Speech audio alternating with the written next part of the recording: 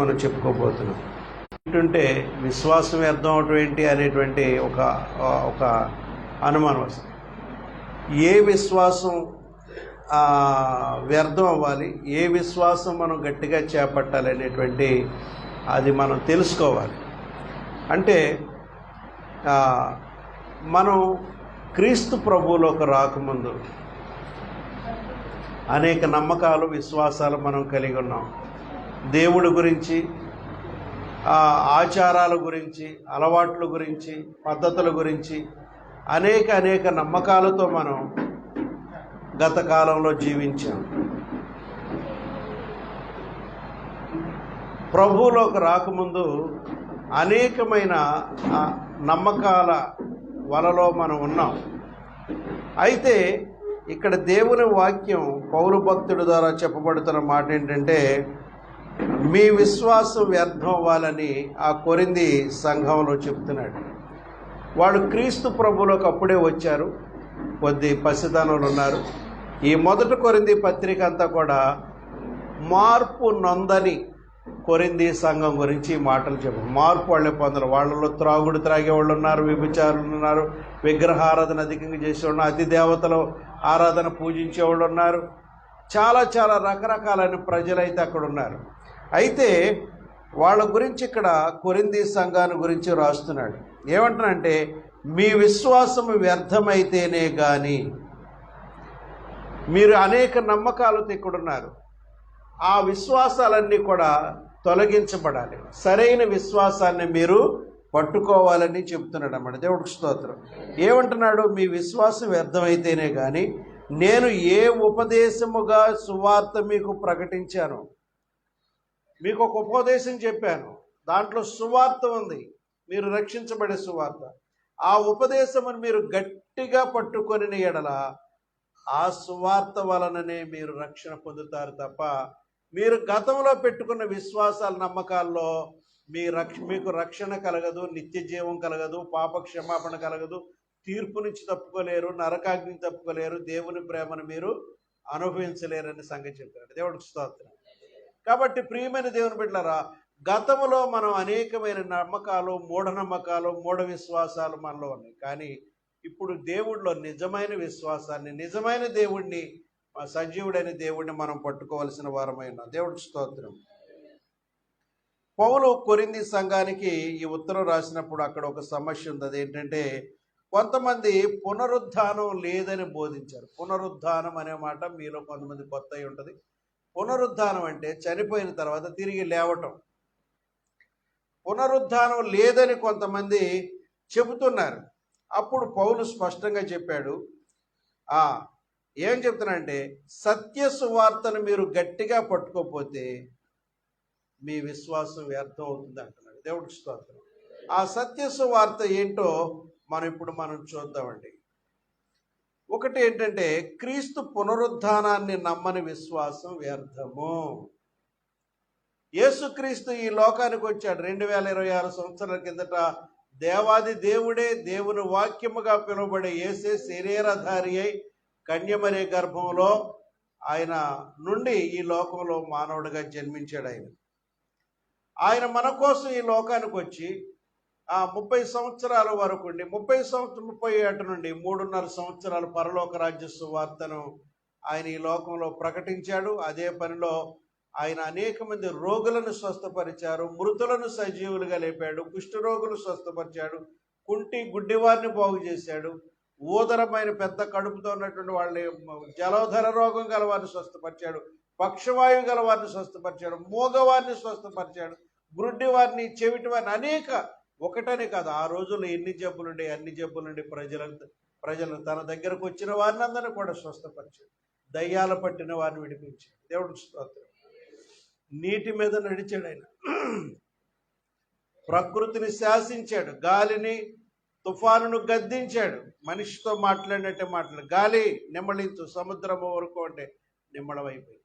అలాంటి అధికారముతో ఆయన అక్కడ సువార్త చేసి చివరికి తన ప్రాణాన్ని బలిగా మన కొరకు తన ప్రాణాన్ని అర్పించాడు శిలువలో. దేవుడికి స్తోత్రం. ఆయన ముందుగానే తన మరణం గురించి చెప్పాడు. నా ప్రాణం ఎవరు తీసుకోలేరు. నా ప్రాణం పెట్టడానికి నాకు అధికారం ఉంది, దాన్ని తీసుకోవడానికి నాకు అధికారం. నేను ప్రాణం పెట్టడానికే వచ్చాను. ఎందుకు? పాపులమైన మన కొరకు తన ప్రాణం పెడితే గాని, తన పరిశుద్ధమైన రక్తం చిందిస్తే గాని మన పాపాలకు విడుదల లేదు. కాబట్టి భూలోకంలో ఉన్న ఏ మానవుడు రక్తం పాపములను తీసివేయటం సరిపోదు. కాబట్టి పరిశుద్ధుడైన దేవుడే మానవుడిగా వచ్చి తన పవిత్ర రక్తాన్ని మన కొరకు చిందించాల్సి వచ్చింది. కాబట్టి దేవాది దేవుని ఏకైక కుమారుడుగా, అద్వితీయ కుమారుడుగా యేసు ఈ లోకానికి దిగి వచ్చి తన ప్రాణాన్ని శిలువలో మనకు అర్పించాడు. కొన్ని సందర్భాల్లో ఆ సమయం రాకముందు కొంతమంది యేసును పట్టుకుని చంపేద్దాం అనుకున్న టైంలో యేసు ప్రభు వారు వారికి తప్పించుకున్నాడు. మనం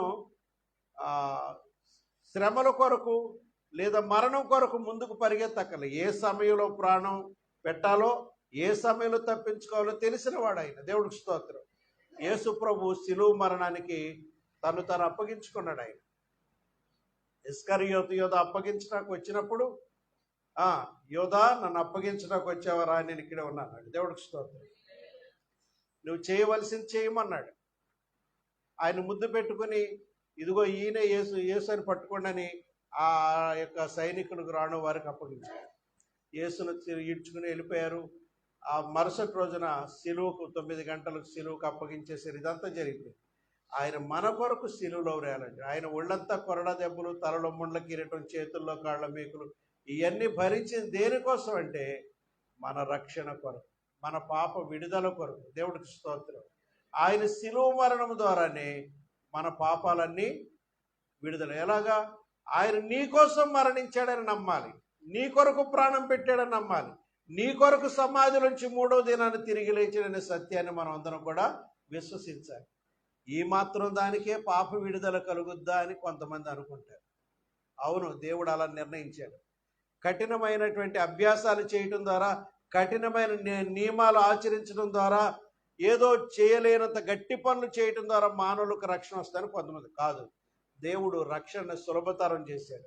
ఆయన నీ కొరకు వచ్చాడని, నీ కొరకు శిలువలో వేలాడని, తన పరిశుద్ధ రక్తం నీ కొరకు చిందించాడని, ఆయన మన కొరకు మరణించి సమాధి చేయబడి 3వ దినాన్ని తిరిగి లేచాడని ఏ వ్యక్తులైతే నమ్ముతారో వాళ్ళందరి పాపాలు పరిహరించబడి, వాళ్ళు నీతిమంతులుగా, పరిశుద్ధులుగా దేవుడి చేత ఎంచబడి జీవగ్రంథంలో వారి పేర్లు లిఖించబడి నిత్య జీవానికి వెళతారు. వాళ్ళు తీర్పును తప్పించుకుంటారు, నరకాన్ని తప్పించుకుంటారు. దేవుడికి స్తోత్రం. యేసు మన కొరకై మరణించాడు, మన కొరకై తిరిగైనా లేచాడు. కానీ ఆ దినాల్లో చాలామంది ఆయన పునరుద్ధానాన్ని నమ్మలేదు, ఆయన పునరుద్ధానాన్ని విశ్వసించలేదు. అయితే ఇక్కడ పౌలు అంటున్నాడు, అలా నమ్మని విశ్వాసం వ్యర్థము. యేసుక్రీస్తు మన కొరకు తిరిగి లేచాడనేటువంటి నమ్మని విశ్వాసం వ్యర్థం. 1 కొరింథీ 15:14 మాట్లాడుతున్నాడు. మరియు క్రీస్తు లేపబడి యుండని ఎడల మేము చేయు ప్రకటన కూడా వ్యర్థమే, మీ విశ్వాసము కూడా. ఒకవేళ యేసుక్రీస్తు గనక మరణము నుండి లేపబడకపోతే, 3వ దినమున మృతి నుండి తిరిగి లేవకపోయినట్లయితే మేము చేసే ఈ ప్రకటన ఎందుకు? అందరూ ఎలా చనిపోయారో ఈయన కూడా అలాగే చనిపోయినప్పుడు ఈయన గురించి ఇక ప్రత్యేకత ఏముంది మేము చెప్పడానికి? మా ప్రకటన వ్యర్థమే, మీ విశ్వాసం కూడా వ్యర్థం అవుతుంది అంటాడు. దేవుడికి స్తోత్రం. నేను ఢిల్లీ మహానగరం వెళ్ళాను. అక్కడ శక్తి స్థలం అనేటువంటి ఒక స్థలం ఉంది. గొప్ప గొప్ప నాయకులు చనిపోయిన వాళ్ళందరినీ అక్కడే సమాధి చేస్తారు. ఇందిరాగాంధీ సమాధి, మహాత్మా గాంధీ సమాధి, రాజీవ్ గాంధీ సమాధి, పెద్ద పెద్ద ఈడ ఉంటారు కదా రాజకీయ నాయకులు, పెద్ద పెద్ద వాళ్ళు చనిపోయినటువంటి స్థలాలన్నీ, సమాధులు అక్కడే ఉన్నాయి. అవన్నీ చూసాం. కానీ వాళ్ళ శరీరాలు వాటిల్లోనే భద్రపరచబడి ఉన్నాయి. కానీ యేసు ప్రభు సమాధి ఓపెన్గా ఉంది. ఇప్పటికీ ప్రపంచ నలుమూలల నుంచి ఆ యెరూషలేము వెళ్ళి ఆ విషయాన్ని చూస్తారు. యేసు సమాధిలోకి వెళ్ళి చూసి వస్తారు. ఆ శరీరం అక్కడ లేదు, ఆయన శరీరం పునరుద్ధానం పొందింది, ఆయన తిరిగి లేచాడు. దేవుడికి స్తోత్రం. అలా లేచాడని నమ్మకపోతే క్రైస్తవ విశ్వాసం లేనట్టే. దేవుడికి స్తోత్రం. ఈ విశ్వాసాన్ని నమ్మాలి. క్రీస్తు లేపబడి ఉండని ఎడల మేము చేయు ప్రకటన వ్యర్థమే, మీ విశ్వాసము కూడా. పునరుద్ధానం అనేది లేకపోతే క్రైస్తవ విశ్వాసానికి అసలు పునాదే లేదు. ఇదే మన క్రైస్తవ విశ్వాసానికి నిజమైనటువంటి పునాది. ఇక్కడ మనం సమకూర్చుకోవలసిన విశ్వాసం ఏంటంటే, యేసు మన కొరకు, అతను నీ కొరకు మరణించాడు, సమాధి చేయబడ్డాడు, 3వ రోజున తిరిగి లేపబడ్డాడు. దేవుడికి స్తోత్రం కలుగుగాక. హల్లెలూయా. 1 కొరింథీ పత్రిక 15వ అధ్యాయం 3-4 వచనాలు చదవడమ్మా. నాకు ఇయ్యబడిన ఉపదేశమును మొదట మీకు అప్పగించాను, అదేమనగా లేఖనముల ప్రకారము క్రీస్తు మన పాపముల నిమిత్తము మృతి పొందెను, సమాధి చేయబడెను, లేఖనముల ప్రకారము 3వ దినాన లేపబడెను. దేవుడికి స్తోత్రం. ఏమండి, లేఖనాల్లో ముందుగానే దేవుడు చెప్పాడు, ఇలాగ ఆయన కొట్టబడతాడు, చంపబడతాడు, సిలువేయబడతాడు, 3వ దినాన్ని తిరిగి లేపబడతాడని ఆయన గురించి లేఖనాధారాలని, ఆయన గురించి ఎలాగైతే చెప్పబడిందో అంతా ఆయన గురించి అలాగే జరగబడింది. కాబట్టి ఈ సత్యాన్ని మనం అందరూ నమ్మాలి. నా కోసం యేసు దిగి వచ్చాడు, తండ్రి దగ్గర నుండి మానవ రూపం ఎత్తాడు, మరీ గర్భంలో జన్మించాడు, అనేక అద్భుతాలు ఆయన చేశాడు, చివరికి శిలువ మీద తన ప్రాణాన్ని నా కొరకు, తన రక్తాన్ని అర్పించాడు, మరణించి సమాధి చేయబడి 3 దినాల అనంతరం ఆయన తిరిగి లేపబడ్డాడన్న సత్యాన్ని మనం నమ్మాలి. దేవుడికి స్తోత్రం. రెండవది ఏంటంటే, మన ఏ విశ్వాసం వ్యర్థం అవ్వాలంటే, రెండవది ఏంటంటే మారు మనసు లేనటువంటి విశ్వాసం వ్యర్థం. ఏమండి, మారు మనసు ఉండాలి. మారు మనసు లేకపోతే నీ విశ్వాసం ఏదో నమ్మకం పెట్టుకున్నావు, కానీ మారు మనసు లేకుండా దీంట్లో కొనసాగితే నీ నమ్మకం పెట్టుకున్నది వ్యర్థం అయిపోతుంది. అంటే నీ విశ్వాసం స్ట్రాంగ్ ఎనఫ్ అవ్వాలంటే, బలం అవ్వాలంటే నువ్వు మారు మనసు పొందితే అప్పుడు నీ విశ్వాసానికి స్ట్రెంగ్త్ వస్తుంది. దేవుడికి స్తోత్రం కలుగుగాక. హల్లెలూయా.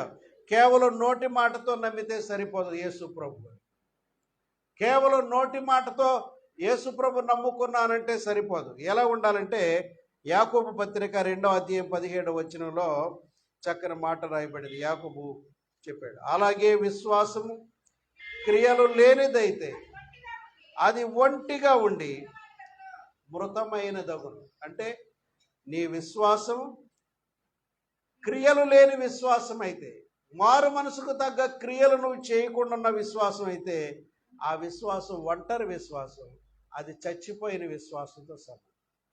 ఇప్పుడు శరీరము ఆత్మ రెండు కలిసి ఉన్నాయి కాబట్టి నేను నిలబడి ప్రసంగిస్తున్నాను. ఆత్మ దాని దారిని అది వెళ్ళిపోయింది అనుకోండి, ఏమైంది? శరీరం నిలబడి ప్రసంగిస్తుందా? భీమని కింద పడుతుంది అంతే. దేవుడికి స్తోత్రం. అంటే విశ్వాసము క్రియలు కలిసి ఉంటేనే అది నిజమైన విశ్వాసం అవుతుంది.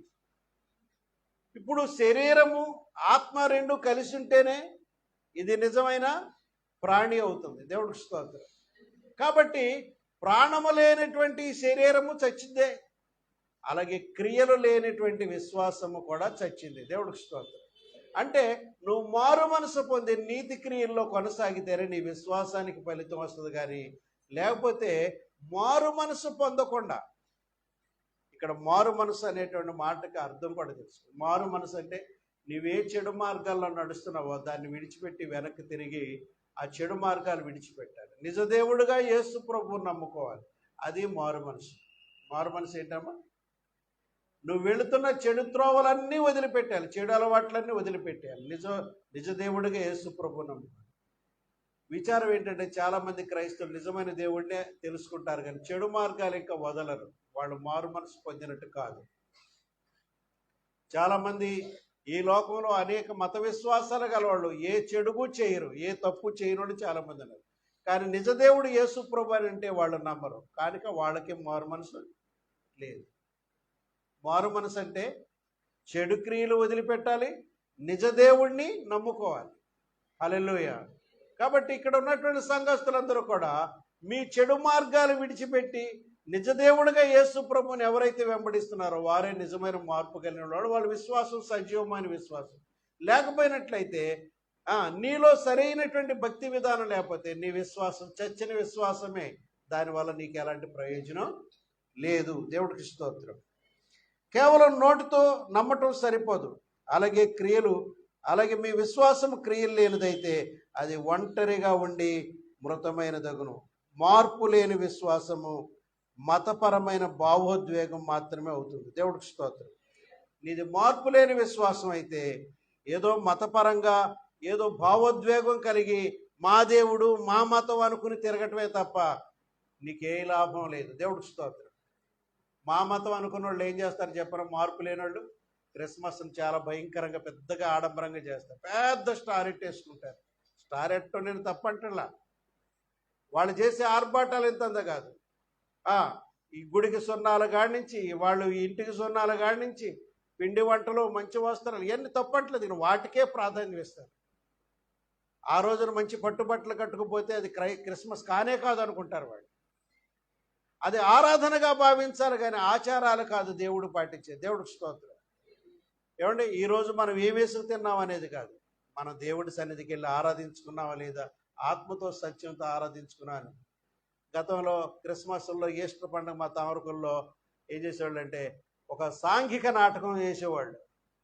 టపాకాయలు, బాంబులు, చిచ్చుబుడ్డులు, ఈ గుడివాడి నుంచి వేసిని తీసుకొచ్చి, వాళ్ళు ఎవరో డ్రామా యాక్టర్లు ఉంటారు కదా, వాళ్ళు తీసుకొచ్చి డ్రామాలు వేసి అదే పండగ. వాళ్ళకి పండగ అంటే అదే 6 రోజులు.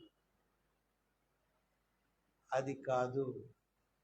అది ప్రియమైనటువంటి దేవుని బిడ్డలారా, మారు మనసు కలిగిన జీవితంలో త్రాగుడు మానరు, చెడ్డ క్రియలు మానరు, మోహపు చూపులు మానరు, అబద్ధాలు మానరు, మోసం చేయటం మానరు, ఏది మానరు. మానకుండా మా దేవుడని చెప్పుకునే విశ్వాసం వృధా. అది చచ్చిన విశ్వాసమే అవుతుంది. చచ్చిన విశ్వాసమే. నీది జీవించే విశ్వాసం కావాలంటే మార్పుతో కూడి దేవుడిని వెంబడించటమే అది నిజ విశ్వాసం అవుతుంది. దేవుడికి స్తోత్రం కలుగును. హల్లెలూయా. ఒకవేళ అలా కాకపోతే నీది కేవలం భావోద్వేగం లాంటిది. నిజమైన విశ్వాసం అంటే పాపము నుండి తిరిగి మళ్ళుకునే విశ్వాసం. నిజ విశ్వాసం అంటే ఏంటమ్మా? నీ పాపము నుండి తిరిగి దేవుడి వైపు మళ్ళుకునే విశ్వాసమే కరెక్ట్ అయిన విశ్వాసం. అది జీవించే విశ్వాసం. దేవుడికి స్తోత్రం. మూడవది మనం చూద్దాం. పరీక్షల్లో నిలవని విశ్వాసం వ్యర్థము. పరీక్షలు వస్తాయి. ఇప్పుడే పరీక్షల గురించి చెప్పారు సిస్టర్ గారు. ఎందుకు పరీక్షలు పెడతారు? వీళ్ళెంత చదివారు, వీళ్ళెంత జ్ఞానం సంపాదించుకున్నారు, సబ్జెక్ట్ వీళ్ళకి అర్థమైందా, మనం చెప్పింది వీళ్ళు అర్థం చేసుకున్నారా లేదా అనే దాని మీద టీచర్స్ పరీక్షలు పెడతారు. దాని మీద వీడు పై తరగతికి వెళ్తే ఆడ అర్థం చేసుకోగలరా లేదనేది, ప్రమోట్ చేయొచ్చు లేదనేది ఆ పరీక్షల తర్వాత తెలుసు వాడికి వచ్చిన మార్కులు బట్టి. సరిగా మార్కులు లేదనుకోండి, ఫెయిల్ అయ్యి మళ్ళీ ఇదే తరగతి చదివిస్తారు. అంతే కదా. ఫెయిల్ అయితే ఏం చేయాలి? మళ్ళీ వాడు మళ్ళీ అదే తరగతి చదవాల్సి వస్తుంది. కాబట్టి వీడు పాస్ అయితే నెక్స్ట్ తరగతిలో దాన్ని సరిగా అర్థం చేసుకునేట్టు జ్ఞానం వస్తుందని వాళ్ళు నిర్ణయించుకుంటారు. కాబట్టి ప్రియమైనటువంటి దేవుని బిడ్డలారా, మన విశ్వాస జీవితానికి కూడా పరీక్షలు వస్తూ ఉంటాయి. మన విశ్వాస జీవితానికి కూడా ఏమొస్తాయి నాన్న? పరీక్షలు వస్తూ ఉంటాయి. ఆ పరీక్షలు వద్దు అనుకుంటే కుదరదు. యోబు జీవితానికి పరీక్షలు వచ్చినాయా? యోబు మంచి భక్తుడే. అతడు యథార్థవర్తనుడు, న్యాయవంతుడు, దేవుని ఎడల భయము భక్తి కలిగిన వాడు, చెడుతనము విసర్జించి నీతిగా బ్రతికేవాడు, పెద్దలు వస్తే నిలబడి కూర్చోమనేవాడు, ఆకలిగా ఉన్నవాడు వస్తే అన్నం పెట్టేవాడు, న్యాయం కొరకు వస్తే న్యాయం తీర్చేవాడు, ఆయన దగ్గరికి ఏదైనా కష్టంలో వస్తే ఉట్టి చేతులతో పంపేవాడు. చాలా మంచి భక్తుడు. మరి ఆయనకి పరీక్షలు రాలేదా? ఆయన భక్తి గురించి దేవుడు సాతాను మధ్య జరిగినటువంటి సంభాషణలో అతని భక్తి పరీక్షించబడింది. దేవుడే ప్రశ్నించాడు సాతాన్ని, భూమి మీద నా భక్తుడున్నాడో ఎరుగుదవా అన్నాడు. నాకు తెలియని పాస్టర్లు ఎవరు, నాకు తెలియని పాస్టర్లు ఎవరు, నాకు తెలియని విశ్వాసులు ఎవరు, అందరూ నాకు తెలుసు, అందరూ చూసి. మరి యోబు సంగతి ఎరుగుదవా? ఎరుగుదును కానీ ఆ దొడ్లోకి వెళ్ళటం నాకు ఛాన్స్ లేదు. చుట్టూరు నీ కంచి వేసేసావు. అతన్ని చూడటానికి కానీ వాళ్ళ ఇంటిని ఏదైనా చేద్దాం అనుకుంటే అతని ఇంటి ప్రహారంలోకి వెళ్ళటానికి నాకు ఛాన్స్ లేదు. అగ్ని కంచె లాంటిది ఉంది, నేను వెళ్ళలేను అంటున్నాడు. దేవుడు చూస్తారు. మీకు తెలియని విశ్వాసం ఏంటంటే మీ కుటుంబం చుట్టూరు, మీ బిడ్డల చుట్టూరు, మీ ఆస్తిపాస్తుల చుట్టూరు దేవుడి కంచె ఉంటుంది. అది సాతానుడికి తెలుసు, నీకు తెలియలే. వాడు రాలేడు, ఛేదించుకుని భేదించుకుని రాలేడు. దేవుడు ప్రత్యేక కాపుదలు ఉంటుంది. దేవుడికి స్తోత్రం. సరే, అన్నీ ఇచ్చావు కాబట్టి నిన్ను యోబు దేవుడా దేవుడు అంటున్నాడు, అన్నీ తీసేస్తే దేవుడు ఎవడు దెయ్యమెవడు అంటాడు అని అంటున్నాడు సాతాను. భక్తుల మీద నేరారోపణ అలా చేస్తున్నాడు. అన్నీ ఇస్తుంటే దేవుడా దేవుడు అంటున్నారు వీళ్ళు, నువ్వు అన్నీ ఇవ్వటం ఆపు చేసేసి ఉన్నాయి తీసేస్తే దేవుడు లేదు దెయ్యం లేదంట. కాదు, నా కుమారుడిని యోబు అలాంటి వాడు, కావాలంటే ఆ ఇంట్లోకి వెళ్ళి దారిని ఓపెన్ చేస్తాను, ఆ దారి అంటే ఒకసారి టెస్ట్ చేసుకో అన్నాడు. దేవుడు దారి ఇస్తే కానీ సాతాను రాలేదు. దేవుడికి స్తోత్రం. అతను కొన్న ఆస్తిపాస్తులన్నీ ఒక్క రోజులో కథమైపోయేటట్టు చేశాడు. అతను కొన్న 10 బిడ్డలు ఒక్క రోజులో చచ్చిపోయేటట్టు చేశాడు. అయినా యోబు ఎక్కడ మాటలో కూడా పొరపాటు ఏమన్నాడండి? యెహోవా ఇచ్చాను, యెహోవా తీసుకుని పోయాను, ఆయన నామానికి స్తుతి కలుగునుగా అన్నాడు. పరలోకానికి వెళ్ళాడు. సాతాను కూడా అక్కడికి వెళ్ళాడు. దేవుడి ముందు తల ఉంచుకున్నాడు. అక్కడ అంటాడు, అది కాదు, శరీరానికి ఆరోగ్యం ఉంది, ఆరోగ్యం పోతే నిన్ను కాదంటాడు. సరే, అతను ప్రాణం మీద నీకు అధికారం ఇవ్వట్లేదు కానీ శరీరం మీద కొడిచారు, ఒకసారి టెస్ట్ చేసుకోవాలి. వచ్చి కోపంతో ఇతను ఒళ్ళంతా కురుపులు, లావంటి కురుపులు, చీమి, చలపురం, పోటు, ధ్వని, చీంపట్టేసి రక్తపు గడ్డలు వచ్చేసి ఒళ్ళంతా పొలపురం వచ్చేసి వాటిలో మళ్ళీ దురద, నానా అవస్థలు పడేటువంటి విధంగా సాతానుడు ఇలాంటి వాటికి మూలకర్త చేశాడు. అప్పుడు కూడా అతడు దేవుణ్ణి ద్వేషించాడు. దేవుడికి స్తోత్రం. నేను పుట్టకపోయింటే బాగుండేది, ఎందుకు పుట్టాను అని తన బాధలను బట్టి అనుకున్నాడు కానీ దేవుడిని ఎక్కడ ద్వేషించాడు. హల్లెలూయా. అతను చూడటానికి 3-4 స్నేహితులు వచ్చారు ఆ చుట్టుప్రక్కల ప్రాంతాల నుంచి. యోబు యొక్క అవస్థల గురించి విని పలకరించి ఓదారుద్దామని కొంతమంది వచ్చారు. వాళ్ళు వచ్చి సాధారణంగా నేను ఈ మాట క్లారిఫికేషన్ ఇస్తాను చాలామంది.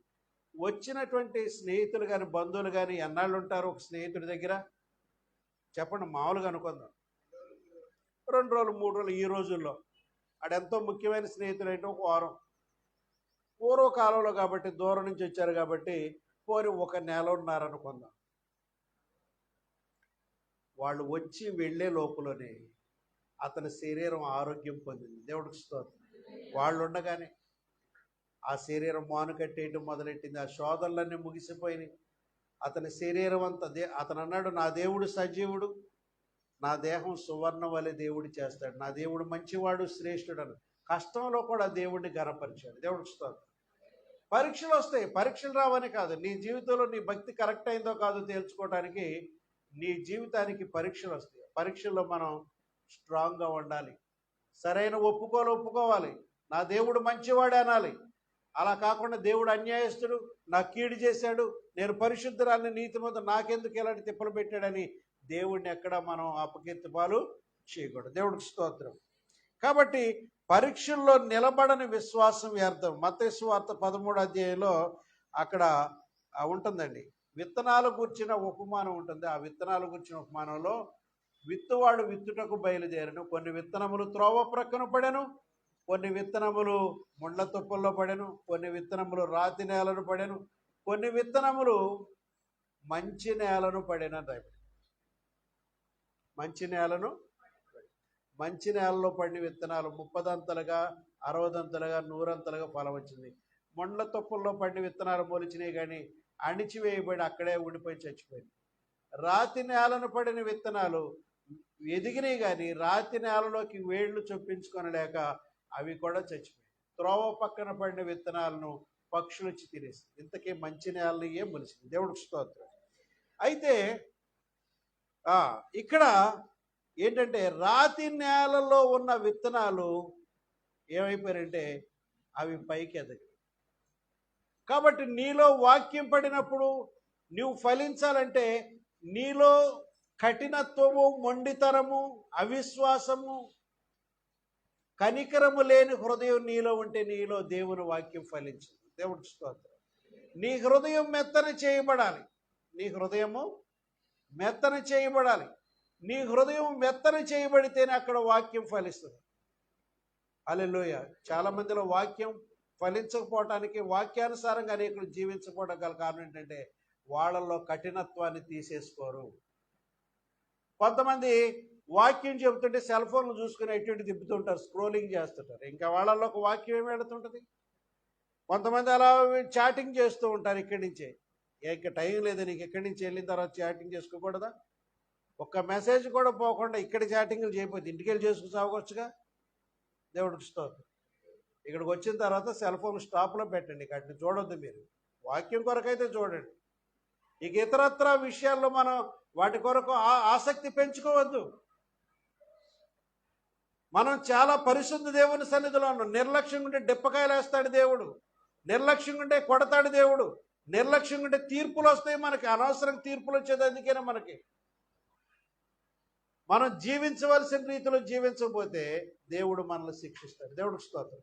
ఇక్కడ మనం చెప్పుకోబోయేది ఏంటమ్మా, పరీక్షల్లో నిలవగలిగిన విశ్వాసం లేకపోతే అది వ్యర్థం అవుతుందండి. దేవుడికి స్తోత్రం. రాతి నేలను పడి విత్తనం మొలిచి పెరిగి చెమ్మలేనందున ఎండిపోయింది. కష్టకాలంలో నిలవబడిన విశ్వాసం నిలకడలేని విశ్వాసం. కష్టాలు వచ్చినప్పుడు కూడా నిలదొక్కునే విశ్వాసం అయి ఉండాలి. దేవుడికి స్తోత్రం. నిజమైన విశ్వాసం పరీక్షల్లో బలపడుతుంది. నిజమైన విశ్వాసం పరీక్ష అంటే శోధనలు వచ్చినప్పుడు, టెస్టులు వచ్చినప్పుడు ఆ టెస్టుల్లో కూడా బలపడేటువంటి విశ్వాసం ఉండాలి. దేవుడికి స్తోత్రం కలుగు. హల్లెలూయా. నాలుగో విశ్వాసం ఏంటంటే, నాలుగోది లాభం కొరకు మాత్రమే ఉన్న విశ్వాసం వ్యర్థం. అంటే లాభం కొరకు దేవుడిని వెంబడిస్తారు కొంతమంది. లాభం కొరకు వెంబడిస్తే ఆ విశ్వాసం వ్యర్థము. ఏమండి, మాకు మగబిడ్డనిచ్చేదాకా దేవుళ్ళలోకి వస్తామండి. మగబిడ్డ కావాలని వచ్చాం, సంతానం కొరకు వచ్చాం. సంతానం దేవుడు ఇస్తాడు, ఎందుకంటే బిడ్డలను పుట్టించే నేను గర్భాలు మోస్తానన్నాడు. ఆయన ఇచ్చే దేవుడే. కానీ కేవలం దాని కొరకు వెంబడించి అది పొందిన తర్వాత మానేసేటట్టు ఉండకూడదు. భీమవరంలో మృత్యుంజయ గారు పాస్టర్ గారు ఒక మాట చెప్పాడు. ఒక ఆవిడట బిడ్డలు లేని ఆవిడ ప్రతి ప్రార్థనకు వచ్చేదట, ప్రతి కూటానికి వచ్చేదట, ప్రతి ప్రార్థన పోనివ్వకుండా వచ్చేదట. సరే, ఆవిడ విశ్వాసాన్ని బట్టి దేవుడు ఆవిడ గర్భం ఓపెన్ చేశాడు. టకాటకా అని 2 పిల్లలు 3 పిల్లలు పుట్టారు. ప్రార్థన మానేసింది. పిల్లలు పుట్టిన తర్వాత ఏం చేసినామా, ఏంటమ్మా మీరు ప్రార్థన రావటం లేదు అని అంటే, వీళ్ళతో ఎక్కడ కుదురుతుందండి ఇంకా మాకు ప్రార్థనకి అందట.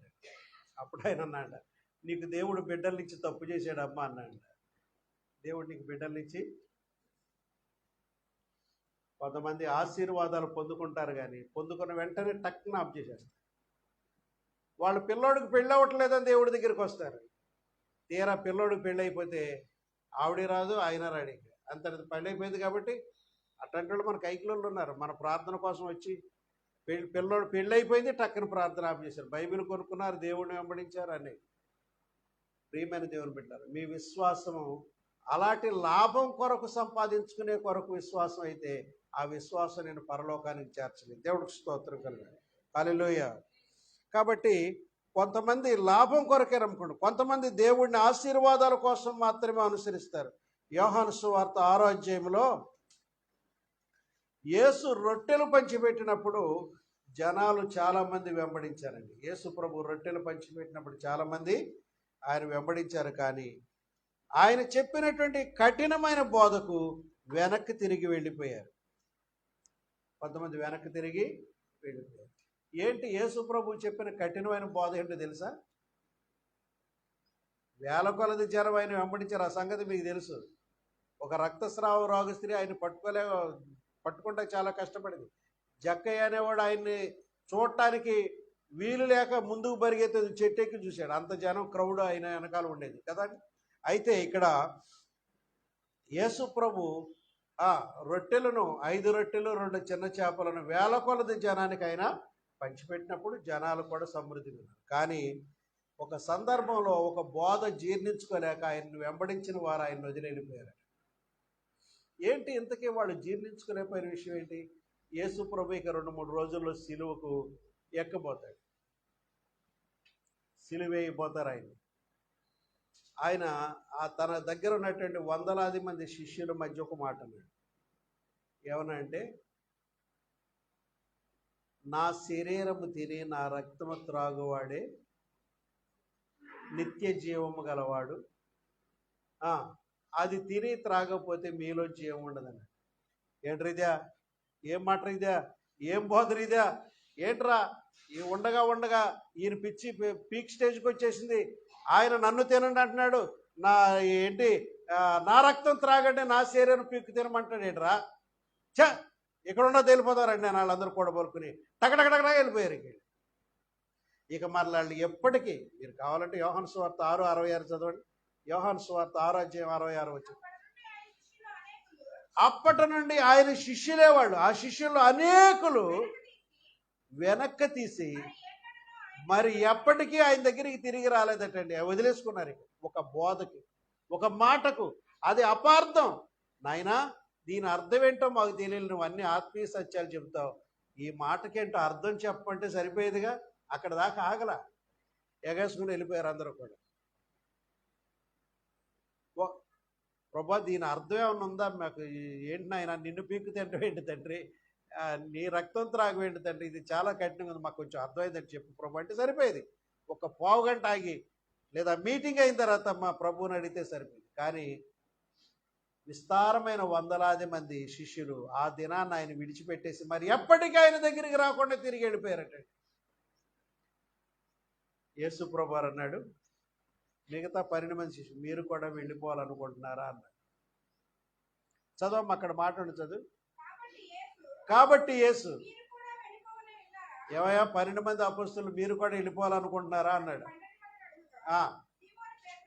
సీమోను పేతురు, ప్రభువా ఎవని యొద్దకు వెళ్ళుదుము, నీవే నిత్య జీవపు మాటలు గలవాడు, నీవే దేవుని పరిశుద్ధుడు, దేవుడు నీవే, దేవుని పరిశుద్ధుడు నీవే, నిత్య జీవపు మాటలు గలవాడు నీవే, పరలోకాన్ని చేర్చే దేవుడు నీవే, నిన్ను వదిలిపెట్టి మేము ఎక్కడికి వెళతామయ్యా అని పేతురు ఈ 12 మంది అపోస్తుల తరపున మాట్లాడాడు. దేవుడు ఇంకెక్కడికి వెళతాం, ఎవరి దగ్గరికి వెళతాం ప్రభు, నీవే నిత్య జీవం అన్నాడు. హల్లెలూయా.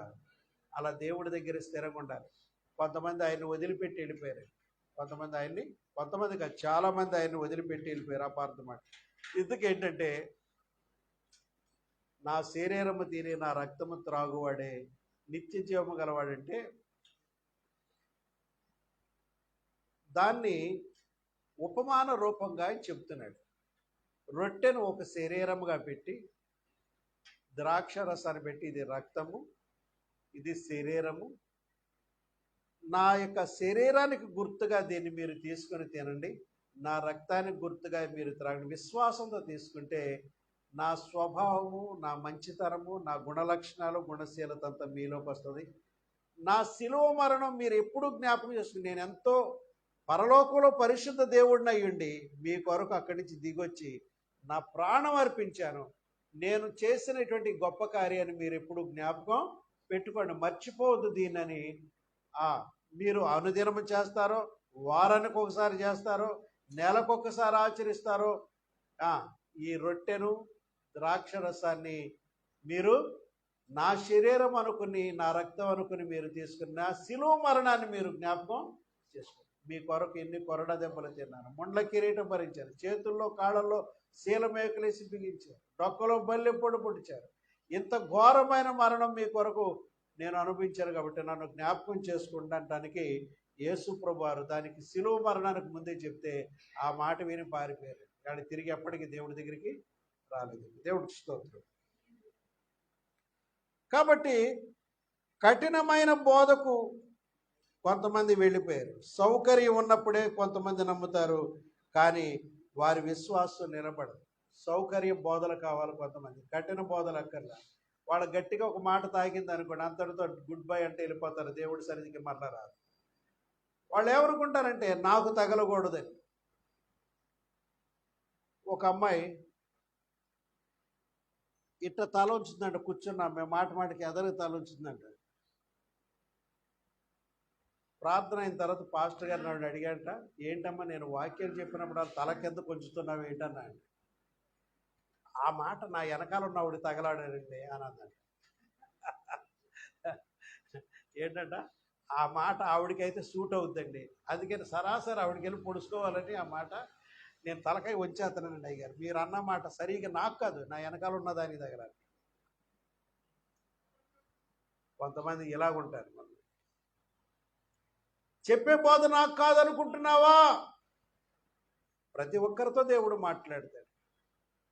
దేవుడు నీలో ఉన్న ఏ చెడుగైనా పదునైన వాక్యమైన కంఠంతో చెడుగును కోసేస్తాడు. హల్లెలూయా. కాళ్ళపాలెం డాక్టర్ గారు ఎంతమంది తెలుసు? ఆయన తెలియని వాళ్ళు ఉండరు. భయంకరమైనటువంటి ఒళ్ళు కాలిపోయిన వాళ్ళు, చీమ పట్టేసిన వాళ్ళు వస్తే చేతికి గ్లోవ్స్ వేసేసుకుని పామేసి రుద్దేసి ఆ చీము రక్తం, మనమైతే ఆ దృశ్యం చూడలేము. చెట్ట కడిగేసి తోవేసి నానా చేసి నేనే చేతులెత్తి నమస్కారం పెట్టావు. అయ్యా, నీ ఉద్యోగం, నీ జాబ్ ఎంత గొప్పది, ఈ పనులు ఎవడు చేయలేడు అని. ఆయన చూడటానికి డాక్టర్లా కనపడ్డ, బయటకు ఒక టీషర్ట్ వేసుకుని పిచ్చోడ్లా కనపడింది. కానీ ఆ రోజుల్లో అందరి చేత ఫేవర్ కనపడ్డాడు. ఏమండి, చూడటానికి ఆయన అవుటర్ ఫిజికల్ ఫిట్నెస్ చూసి ఈ డాక్టర్ అనుకోరు.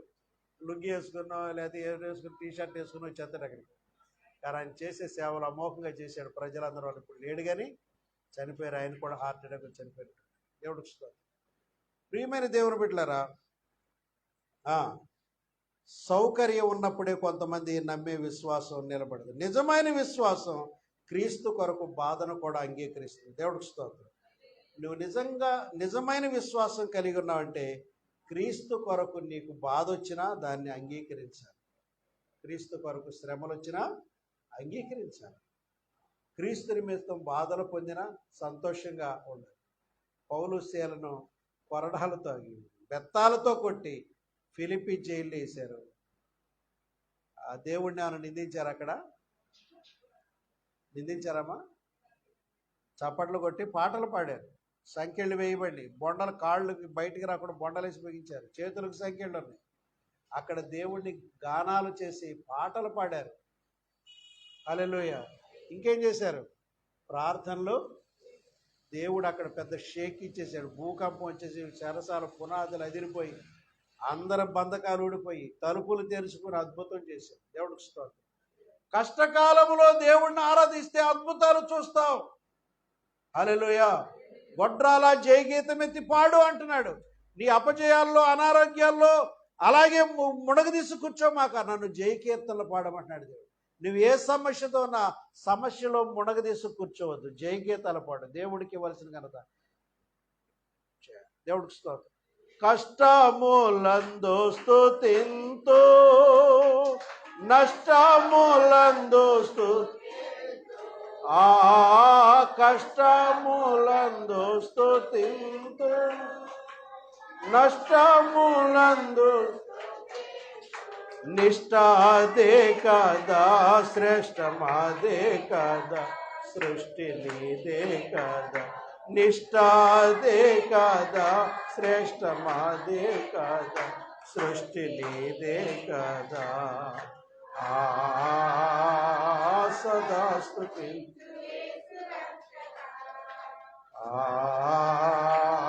సదా. హల్లెలూయా.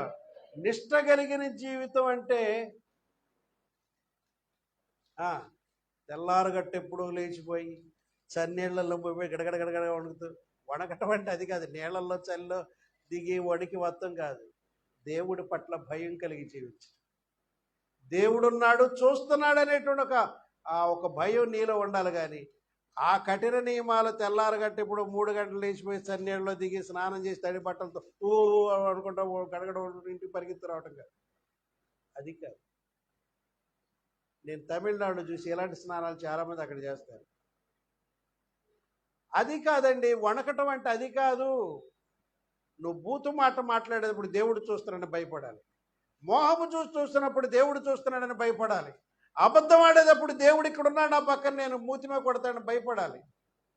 వ్యభిచారం చేస్తున్నప్పుడు దేవుడు నా ప్రక్కన నుంచున్నాడని ఒక భయం ఉండాలి.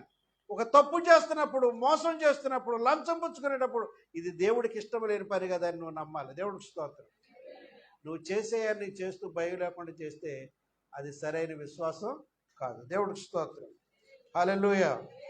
మనం నిజమైన విశ్వాసం అంటే క్రీస్తు కొరకు బాధను కూడా అంగీకరించాలి. 5వది ఏంటంటే లోకంతో రాజీ పడే విశ్వాసం వ్యర్థం. లోకంలో రాజీ పడకూడదు. నలుగురితో నారాయణ, కులంతో గోయిందని అందరితో అలాగే చేస్తాడు. నలుగురితో నారాయణ అంటే అందరూ అలా చేస్తే నువ్వు చేస్తావా? అందరూ తప్పు చేస్తారని నువ్వు చేయాలని కాదు. దీని అర్థం ఏంటంటే నలుగురితో పోరా, గొడవ ఎందుకు, నీకు తలకు నొప్పి తెచ్చుకునేది.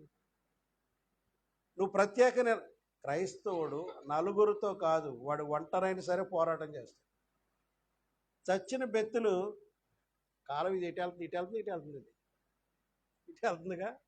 మన కృష్ణా నీరు ఇటు వెళ్తాయి, గోదావరి నీళ్ళు ఇటు వస్తాయి. చచ్చిన బెత్తులు కాళ్ళలో పోసారనుకోండి, అన్ని కాలం ఇటు వెళ్తుంటే అటు వెళ్ళిపోతాయి. బతికున్నదైతే ఎదురు వెళ్తుంది. దేవుడికి స్తోత్రం. జీవం గల దేవుని బిడ్డ అయితే కష్టాలకు ఎదుతాడు. నలుగురితో నేను ఆ నలుగురితో వెళ్తానని చచ్చిన బెత్తులా అంటున్నాడు అలా. కాబట్టి ఇది ఏం చేద్దంటే నీటికి చేప ఎప్పుడు కూడా ఎదురు వెళ్తుంది. దేవుడికి స్తోత్రం. నిజమైన విశ్వాసం ఎదురీత. అందరూ నడిచినట్టు నడవడు వీడు. క్రైస్తవుల నడక కొంచెం ప్రత్యేకమైంది. వాళ్ళకి అర్థం కాదు వీడు ఎందుకు ఇలా చేస్తున్నాడు అనేటువంటిది. నువ్వు లంచం ఎందుకు తీసుకుంటున్నావు, కొంతమంది నీ తోడి వాళ్ళకి అర్థం కాదు. ఎరా తీసుకోవచ్చు కదరా, పాకెట్ మనీకి ఉంటుంది కదరా. నీ భార్యకు నీ బిడ్డలకు పనికోదండి. ఒరే అవి తీసుకుంటే నీ పుట్టేవాళ్ళు కూడా కుంటోళ్ళు గుడ్డోళ్ళు పుడతారు, తర్వాత బాధపడతారు. దేవుడికి స్తోత్రం. ఆ లంచాలు తీసుకోడు. మాకు ఒక యువరత్నం ఉన్నాడు, కుసుమ్ కుమార్ కొడుకు, ఉద్యోగంలో చేసేవాడు. తన పని చేసినది 1000 రూపాయలు జేబులో పెట్టాడు. వెంటనే పరిగెత్తుకెళ్ళి వెనక్కి వెళ్ళి గబగబా ఇచ్చి వచ్చాడు. ఇలాంటివి నేను తీసుకొని మన సంఘానికి మనకి మంచి పేరు తెచ్చాడు. అలాంటి యువరత్నాల కొరకు మనం ఇప్పుడు కూడా సంతోషించాలి. దేవుడికి స్తోత్రం.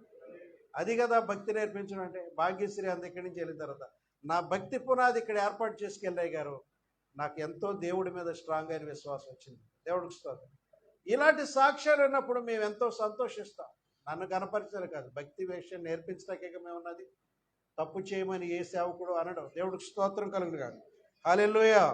కాబట్టి ప్రియమైన దేవుని బిడ్డలారా, లోకంతో రాజీ పడే విశ్వాసం వ్యర్థం. 2 తిమోతి పత్రిక 4:10 దేమా ఈ లోకమును స్నేహించి నన్ను విడిచిపోయాను అంటున్నాడు. పౌలు గారి దగ్గర దేమ అనేటువంటి ఒక అసిస్టెంట్ పాస్టర్ ఉండేవాడు. ఆ దేమ అనేవాడు లోకమును స్నేహించి పౌలును విడిచిపెట్టి వెళ్ళిపోయాడు. లోక స్నేహాలు మనకు ఉండకూడదు. లోక స్నేహాలకు మనం ఆకర్షించబడకూడదు. లోకం ఎంతో ఆకర్షణగా ఉండి మనల్ని ఆకర్షిస్తుంది, మనకు గేలం వేసి లాగేయటానికి చూస్తుంది. కానీ అలాంటి వాటికి మనం దేమ ఈ లోకమును ప్రేమించి నన్ను విడిచిపోయినని చెప్తాడు. లోకాసక్తి, లోకం మీద నీకు ఆసక్తి విశ్వాసాన్ని నశింపజేస్తుంది. నిజమైన విశ్వాసం ఏం చేస్తుందంటే ప్రాధాన్యతలను మార్చుకుంటుంది. దేవుడికి స్తోత్రం. నిజమైన విశ్వాసం ఏం చేస్తుందమ్మా? ఒకప్పుడు దేనికి ప్రాధాన్యత ఇచ్చావు, అది తప్పని తెలిస్తే ప్రాధాన్యతను మార్చుకుంటుంది. దేవుడికి స్తోత్రం. ఒకప్పుడు నువ్వు అబద్ధాలు ఆడి లంచాలు తీసుకుని బ్రతుకుగా ఉండేదనుకోండి, నీ బ్రతుకు ఆ ప్రాధాన్యతను ఆపేసి నిజమైన పరిశుద్ధతకు ప్రాధాన్యత ఇస్తుంది. దేవుడికి స్తోత్రం. ఏది ఇంతకుముందు నువ్వు ఏ తప్పుడు నడకలో నడిచి ఇదే మంచిది, నలుగురితో నేను పోతున్నాడు, ఎవడు పరిశుద్ధున్నాడు, ఎవడు నీతిమంతున్నాడు, నేను వాళ్ళ నా జీవితానికి ఇది చాలు అనుకున్నట్టుగా మోసపు పాప బ్రతుకు ప్రాధాన్యత ఇచ్చిన నీవు ఇప్పుడు క్రీస్తులో నీ ప్రాధాన్యత మార్చుకొని గతంలో త్రాగేవాడు అయితే ఇప్పుడు మానేసి పరిశుద్ధతకు విలువ ఇవ్వాలి, నీతికి విలువ ఇవ్వాలి, భక్తికి విలువ ఇవ్వాలి. ఇలాంటి వాటికి ప్రాధాన్యత మార్చుకోవాలి. దేవుడికి స్తోత్రం. హల్లెలూయా. ఒక తిమోతి గారు ఇక్కడ సాక్షి చెప్పాడు మీకు మొన్న. నేను అబద్ధం ఆడకూడదని నిర్ణయించుకున్నా, దాని కొరకు చచ్చిపోతున్నాను, చాలా బాధపడి. ఒక అబద్ధం మానేతే సరిపోయింది, మనం ఇంకా మానుకోవాల్సింది చాలా ఉన్నాయి. దేవుడికి స్తోత్రం. హల్లెలూయా. ఒక్కదానికి ఇలా గిలగిల్లాడిపోతే ఇంకా మనం మార్చుకోవాల్సినవి చాలా ఉన్నాయి. హల్లెలూయా. కాబట్టి నువ్వు అబద్ధానికే ప్రాధాన్యత ఇస్తే, దానికే ఇలాగైపోతే మార్చుకోవడానికి ఇంకా మనం మార్చుకోవాల్సిన ఎన్ని లేవు. అన్నిటినీ మార్చుకుని పరిశుద్ధతగా జీవించిన దేవుడు నిన్ను యేసుక్రీస్తు స్వరూపం మీ అందరి ఏర్పడే వరకు నాకు ప్రసవేదన కలుగుతుందని పౌరు భక్తులు అంటాడు. దేవునికి స్తోత్రం. తర్వాత ఈ 6వ విషయం ఏంటంటే మాటలలో మాత్రమే ఉండే విశ్వాసం వ్యర్థం. ఇదేంటండి మాటల్లో ఉండే విశ్వాసం? కొంతమంది మాట మంచి మా ఇంట్లో మాట్లాడుకుందామండి, మాపటికి భోజనం మీ ఇంట్లో ఏర్పాటు చేయండి అంటారు. ఆడు ఇవాళ విషయం మాట్లాడుకునేదేమో మా ఇంట్లో మీటింగ్ పెట్టండి, మంచినీళ్ళు ఏ టీ నీళ్ళు ఇస్తాను, భోజన కార్యక్రమం మాత్రం మీ ఇంట్లో ఏర్పాటు చేయండి సిస్టర్ గారు, వచ్చిన 20 మందికి అంటారు. ఓరి ఇదేంటి, ఆవిడేమో సులువైంది ఏం చేసుకుంది, కష్టమైన పని ఆవిడకి. సిస్టర్ గారు ఏది చేసుకున్నా షేరింగ్ చేసుకుందాలంటే బాగానే ఉంటుందిగా. కష్టమైందేమో ఒకళ్ళని ఎత్తిమే పెట్టేసి సుఖమైందని ఒకళ్ళు తీసేసుకుంటారు కొంతమంది. ఏమంటే ఇక్కడ ఏముందంటే మాటల్లో మాత్రమే ఉండే విశ్వాసం. కొంతమంది మాటలే విశ్వాసంగా ప్రకటిస్తారు, అది వ్యర్థం. తీతుకు రాసిన పత్రిక 1:16 వచనంలో విశ్వాసం అనేది మాటల్లో కాదు, నీ జీవితంలో కనిపించాలి. దేవుడికి స్తోత్రం, హల్లెలూయా. విశ్వాసం అనేది మాటలతో మాట్లాడేయటం కాదండి, నీ నిజ జీవితంలో విశ్వాసం, ఆ యొక్క దేవుడి పట్ల ప్రేమ, విశ్వాసం, భక్తి నీ జీవితంలో కనపడాలి. నిజమైన విశ్వాసం నీలో మంచి ఫలాలను ఇస్తుంది. యాకోబు పత్రిక 2:14-17 చదవనమ్మా. యాకోబు పత్రిక 2:14-17. నా సహోదరులారా, క్రియలు లేనప్పుడు ఎవడైనను తనకు విశ్వాసం కలదని చెప్పిన ఎడల ఏంటి ప్రయోజనం? నీతి క్రియలు లేకుండా విశ్వాసాన్ని ప్రకటించుకున్నావే, నీతికి అట్టి విశ్వాసం అతన్ని రక్షించగలదా? సహోదరుడైనను సహోదరైనను దిగంబరులై బట్టలే లేవు, ఆనాటికి భోజనమే లేదు. అలాంటి పరిస్థితిలో ఉన్నప్పుడు వెళ్ళండి, చలి కాచుకోండి, శరీరానికి కావలసిన వస్త్రము అన్నం పెట్టకుండా సమాధానంగా వెళ్ళండి. దేవుడు నన్ను దీవించాడు, 10 అంతస్తుల మేడ ఇచ్చాడు, 10 ఎకరాల పొలం ఇచ్చాడు, ఇంత పెద్ద గడ్డ ఉందంటే, ఒకప్పుడు నాకు పరకలైట గేదెలకి ఇంత గడ్డి కూడా ఉండేది కాదు, పెద్ద పెద్ద గడ్డెలు ఉన్నాయి, ఇన్ని పురులు ఉన్నాయి. నువ్వు కూడా ఆ దేవుడు నమ్మకం అన్నీ నీకు ఇస్తాడని అసలు కబుర్లు చెప్పే పంపించేస్తారంటే కొంతమంది. అది కాదు దేవుడు కోరేది. ముందు వాడు ఏ పరిస్థితులు ఉన్నాడో ఆ పరిస్థితికి అడ్డపడు. అతనికి తాత్కాలికంగా వాడు ఆకలి కొనంటే పట్టెడు మెతులు పెట్టు, వస్త్రహీనుడై ఉంటే వస్త్రమేమో, అది కదా నువ్వు చేయాల్సింది. దేవుడు నన్ను గతంలో, నేను పేదవాడిని, మాకేమీ లేదు, ఇప్పుడు చూడు మాకు ఎన్ని ఇచ్చాడని ఇట్లా చెప్పుకుంటారు. మరి దానివల్ల ఆడికేంటి ఉపయోగం? క్రియలు లేని విశ్వాసం మృతం. దేవుడికి స్తోత్రం కలగాలి. చివరిది ఏంటంటే సువార్తను పట్టుకొని విశ్వాసం వ్యర్థం. మనం హెబ్రీ పత్రిక 10:23 సువార్తను పట్టుకోకపోతే నీ విశ్వాసం. హెబ్రీ పత్రిక 10:23 విశ్వాసం ఒకసారి అనుభవం కాదు, అది పట్టుకోవలసిన విశ్వాసం. చదవండమ్మా. 10:23 వాగ్దానం చేసిన వాడు నమ్మదగిన వాడు గనుక మన నిరీక్షణ విషయమై మనము ఒప్పుకొనిన విశ్వాసం నిశ్చలముగా పట్టుకోవాలి. మనకు వాగ్దానం చేసిన వాడు నమ్మదగిన వాడు కనుక మనం నిరీక్షణ పెట్టుకున్నాం, ఈయన నిజమైన దేవుడని, తీర్పు నుంచి తప్పిస్తాడని, పరలోకం ఇస్తాడని, నరక బాధలు తప్పిస్తాడని మనం విశ్వాసం పెట్టుకున్నది. అది ఆ విశ్వాసాన్ని నిశ్చలముగా గట్టిగా పట్టుకోవాలి. దేవుడికి స్తోత్రం. కొంతమంది ఏమో చనిపోయిన తర్వాత ఏమవుతామో తెలియదు అన్నట్టుగానే బ్రతుకుతారు చచ్చేదాన్ని. ఇంకా నీ విశ్వాసం ఎక్కడా? మనం ఒప్పుకొనినది గట్టిగా పట్టుకోవాలి. ఈయన నిజమైన దేవుడు. ఇంకెవరైనా దేవుడు ఉన్నాడని చెబితే వెంటనే వాళ్ళ వెనకాల పరిగెత్తే విశ్వాసం గొప్ప విశ్వాసం కాదు. నువ్వు అన్నీ యేసుక్రీస్తులు తెలుసుకుంటే అది నిజమైన విశ్వాసం. సువార్తను పట్టుకొని విశ్వాసం వ్యర్థం. ఈ సువార్త ఏంటంటే ఈయన నమ్మదగిన దేవుడు. దేవుడికి స్తోత్రం. ఈయన్నే మనం పట్టుకోవాలి తప్ప ఇంకా ఇతరత్ర విశ్వాసాలు పెట్టుకుంటే నీ విశ్వాసం సరైనది కాదు, నిన్ను పరలోకాన్ని చేర్చేది కాదు. అందుకనే పౌలు అన్నాడు, మీ విశ్వాసం వ్యర్థమైతేనే కానీ మీరు అంటున్నాడు, మీ విశ్వాసం వ్యర్థమైతే కానీ నేను ఏ ఉపదేశ రూపముగా సువార్త మీకు ప్రకటించదనో ఆ ఉపదేశం మీరు గట్టిగా పట్టుకొని ఎడలనే ఆ సువార్త వలన మీరు రక్షణ పొంది. మీరు దీన్ని నేను చెప్పిన సువార్తను గట్టిగా పట్టుకొని యేసే నిజమైన దేవుడు, ఈయన నా కొరకు ప్రాణం పెట్టాడని ఈయన కోసమే మీరు కనిపెట్టుకోకపోతే మీ విశ్వాసం వ్యర్థమైపోతుంది. దేవుడికి స్తోత్రం. కళ్ళు మూసుకొని చిన్న ప్రార్థన చేసుకుందాం.